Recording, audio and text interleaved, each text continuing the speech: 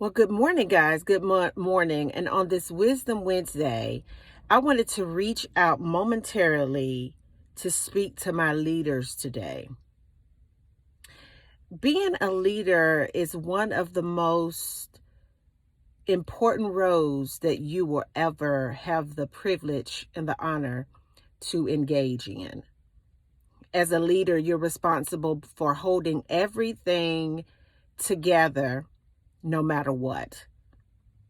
People come to you with a problem or dilemma, and you are there as a leader to diffuse the situation and infuse the environment with a remedy, with peace and a solution to every problem. But my question on this Wisdom Wednesday is, what happens when the head bleeds? When the head bleeds. Sometimes we find ourselves in a leadership position voluntarily or involuntarily. We may find ourselves in a leadership position. Maybe we find ourselves as single parents, a single mom or a single dad, or a young mom or a young dad. Maybe we're married and we have to carry the weight of that world on our shoulders. Maybe we have been promoted in a position on our job where we're in a leadership position. But sometimes that can be overwhelming and just very hard for you to bear. But no matter what, you're still expected to perform at peak levels. You're still expected to be the strong one. You're still expected to show up. You're still expected to literally walk on water no matter what.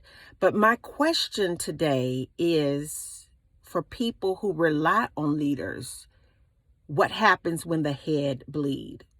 The motivation for this whole thought process was when I was reading in the Bible this morning.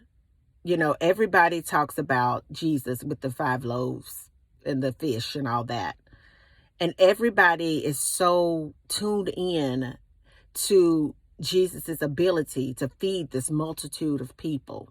And so everybody gets so caught up like, oh my God, he took something so small and he was able to multiply that and even have leftovers to fill 12 baskets. But isn't that interesting, though, as a leader, how everybody is just tuned in to what you're able to do, your ability to sell, your ability to provide, your ability to move magnitudes of people to a state of just a blissful state, your ability to come in and clean up a mess, your ability to always be the strong one. But my question today is what happens when the head bleeds? Nobody really taps into the fact of what happened before Jesus fed the multitude, before he fed the crowd. His best friend, his mentor, his spiritual leader had been murdered. He had been beheaded because of his role. Someone who had such a profound influence in the state and consciousness of Jesus. Someone who baptized him and pulled him under his wing and taught him everything he knew had been murdered. And he had gotten on the boat so that he could be alone because his head was bleeding with the news of knowing that the person that he would go to talk to was gone.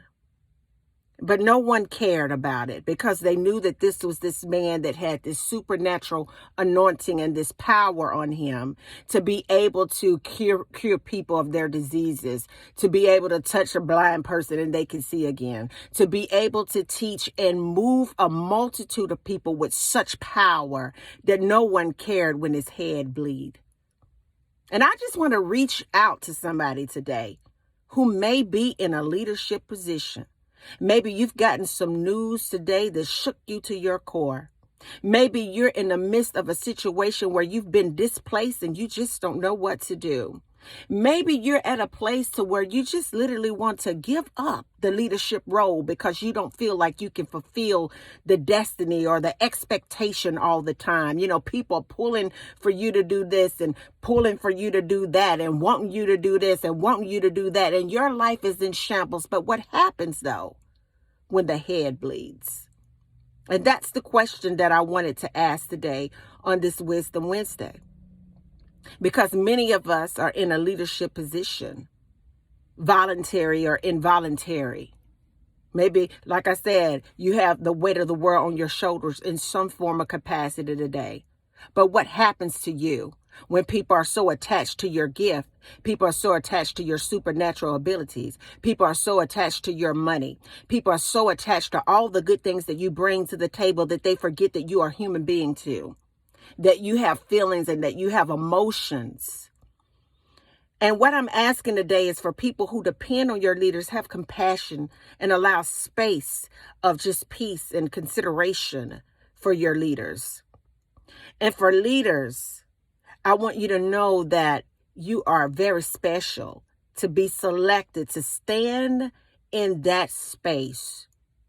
But no matter what, when it feels that your world is coming undone and no one understands what you're going through because everybody's pulling from you, my advice for leaders today is to stay connected to that infinite source of intelligence. Stay connected to God.